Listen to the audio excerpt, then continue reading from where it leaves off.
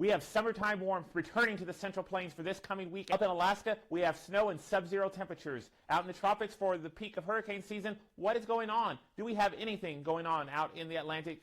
Let's dive right into the details with the latest forecast. Here at the Weather Farm for our Thursday, we are going to watch pretty much quiet conditions across the eastern half of the United States. We will have some showers across North Dakota. That's associated with the southerly winds that are bringing those warmer temperatures back across the Central Plains this week. It is spawning a few thunderstorms through the Dakotas and Nebraska Wednesday night into Thursday. Those will die out throughout the day. Across parts of Florida and up and down the East Coast, we do have scattered showers. That's been pretty persistent for most of this week. And by the time we get to our Friday, the end of our work week, we're still watching those pesky showers off the coast of Florida, still watching for scattered storms and showers across the northern tier, making their way into Minnesota, as we see a strong trough making its way across the northern parts of Canada, just to the east of Hudson Bay. But we're watching out west for parts of British Columbia, where we will see our next trough dig in and next storm system to impact the northwest. In terms of our severe weather for our Thursday, we really don't expect a lot in terms of severe weather. Where we have that ridge across the Central Plains, we have that trough for the west coast. We're getting those southerly winds through Arizona and New Mexico. That's going to provide enough energy and lift that we could see a threat of severe weather across Colorado, Wyoming,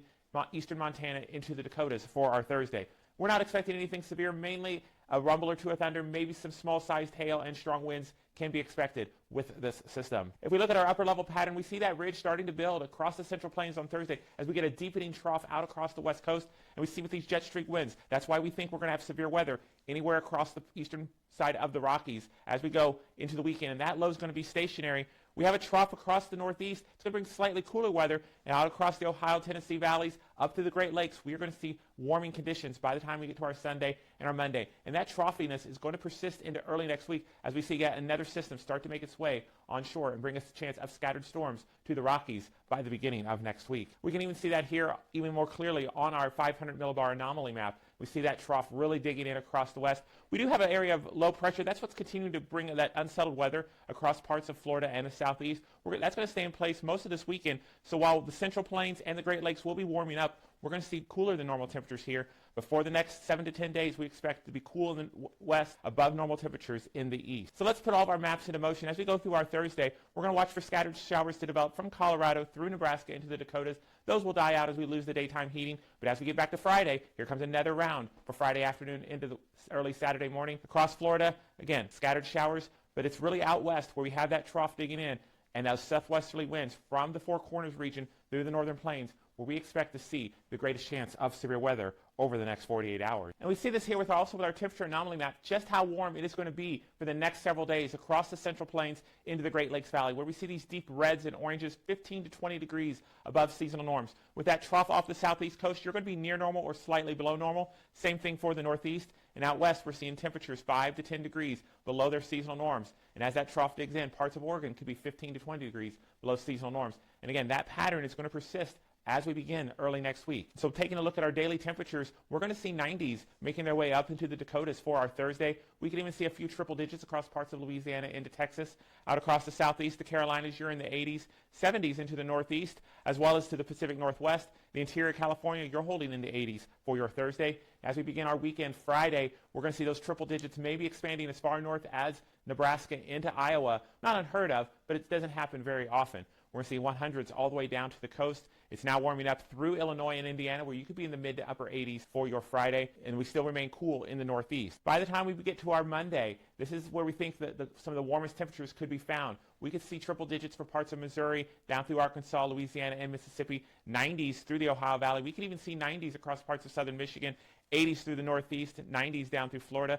And we're still seeing those cooler than normal conditions out west, where temperatures are generally in the 70s and 80s. Even out in places like Phoenix, you're approaching 100 for your Monday, but not quite getting there. And as I mentioned, that pattern continues into the middle of next week with 90s very common across the central and southern plains. But all we have to do is we need to look up here towards Saskatchewan, and we see cooling temperatures with temperatures in the 50s. This is a sign that we're going to see a cooler pattern as we get towards the 20th, towards the 25th of the month. We're going to push that heat back out west as we get into the last third of September.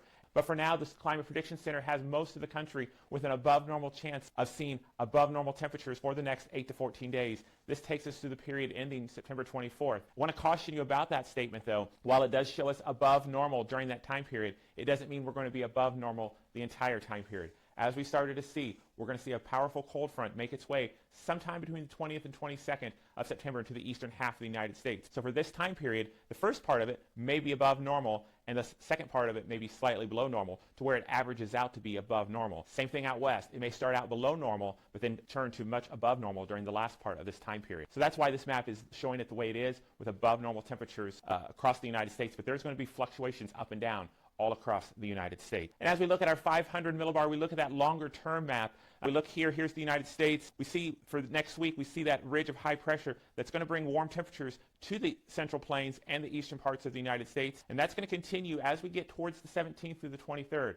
But we start to see the white, the more near normal geopotential heights at the 500 millibar level, so that's going to be more normal temperatures. We start to see a couple of lobes of cooler than normal air, one across parts of Russia, another one over the North Atlantic. And by the time we get to the last part of September, we see one of those lobes starting to dive back down into the northern plains and the Ohio Valley. This is why we believe that we'll start to see a cooling pattern in western parts of Alaska. You are seeing below normal temperatures during this time period. But by the time we start our October, signs are pointing that we're going to start to balance things out again. We may be above normal for the western part of the United States, but up towards Alaska, you could be seeing a northern Pacific high pressure just to the west. How that impacts the upper levels, and does that allow a lobe of colder than normal air to spill down into the lower 48? That's still about 4 weeks away. So we're going to continue to watch this period, because we could see a big shift as we begin October for the lower 48, while Alaska would be much above normal during that time period. But getting back to the lower 48, we talked about the temperatures. The other big thing that we are needing is rain, especially across the eastern half of the United States. And really for the 8 to 14 day time period, we're not expecting in the help of rain relief. We're going to see near normal conditions across the eastern half of the United States, with above normal precipitation across the northern plain through most of the western half of the United States. And when we look at the next 5 days, that's where we see the heaviest amounts of rain. Through parts of New Mexico, into Colorado, through the Dakotas, into Saskatchewan, Manitoba. We could see isolated 2 to 4 inch amounts, with most areas receiving about a ½ inch to 3/4 of an inch. But other than Florida, the eastern half of the United States does not have much rain in the forecast for the next several days. This is going to add to the building drought condition across this part of the country, and we will see on our Thursday, when the new drought monitor is released, what is the extent of the drought for the eastern half of the United States. We do expect some improvement across the northern plains and central plains, as well as across parts of New Mexico. Not enough to alleviate those conditions, but we should not see worse conditions across that part of the country. So let's jump out into the tropics. As I mentioned, this is the peak of hurricane season on September the 10th. So we have an area that the National Hurricane Center is watching for possible development. It's an area that was expected to move off the African coast over the next 48 hours, and it will move into some slightly favorable conditions out across the Atlantic. Any kind of development, though, will be very slow, and this system is expected to move toward the west at about 10 to 15 miles per hour. The National Hurricane Center does give it a 20% chance of development into a tropical storm over the next 7 days. And really, what's causing and inhibiting a lot of the development in the tropics is we've been so cold over the eastern half of the United States. The jet stream has been very far to the south, and so that's produced unfavorable conditions here across the Gulf for development of tropical systems. We've had a strong high across the central Atlantic off the coast of Bermuda. That's kind of helped keep things very calm and not really allowed the development of any systems, and it's kind of steered any systems away from the United States that may have developed. But let's jump to the other end of the world. We've left the tropics, and now we're up in Alaska. As we begin our Thursday, we have an area of low pressure that's approaching the southern coast of Alaska. Across the North Slope, though, we are dealing with snowfall, and heavy snowfall is that. Again, Mother Nature likes to balance things out, so while it's been very cold up in Alaska, down in the lower 48, above normal in our temperatures, we're even seeing some snow across the interior, especially in those higher elevations. Snowfall could pile up to 1 to 2 feet by the time we get to our Saturday. And let's put everything into motion as we start to see the snow starting to form across those higher elevations of southern Alaska. The North Slope out towards Prudhoe Bay, Nuiqsut, places like that. The snowfall will end for you by the time we get to our Saturday, but that low continues to spin here in the Gulf of Alaska. And we're going to watch a series of storms over the next 8 to 14 days that will impact the southern coast of Alaska, bringing heavy amounts of rain. And as we get into those higher elevations, we're going to see that snowfall. And we see it here with our temperatures here. Across that northern slope, temperatures are in the 20s for most of our day on Thursday. But as we go into the weekend, we start to see single digits. And as we get into Saturday, into Sunday, we start to see these pinks developing. That is areas of temperatures that are sub-zero for your actual air temperatures. Along the southern coast, we're in the 30s and 40s. Places like Fairbanks, you're going to be near 40 for most of this weekend. We may have some 50s returning to the interior of Alaska. By the time we get to Monday and to Tuesday, we see a slight warming trend. But with that heavy snowfall across the northern slope, we're going to remain much below normal for that part of the state. As I mentioned, the snowfall is going to pile up very quickly. In fact, across the northern slope, we could see widespread amounts of 6 to 12 inches of snow by the time we get to our Tuesday morning. And as we get along the southern part of the state, in those higher elevations, as I mentioned, we could see the snow really piling up. 2 to 4 feet is not out of the question by the time we get to our Tuesday morning. Well, we thank you for joining us here at the Weather Farm for your Thursday. We hope you have a wonderful day. We hope you'll check back with us. Go ahead and drop a comment down there. Let us know what's going on in your neck of the woods. Are you pulling out the fall sweaters? Or are you breaking out the swim trunks again for this upcoming weekend? We hope that you have a great day, and we will see you soon.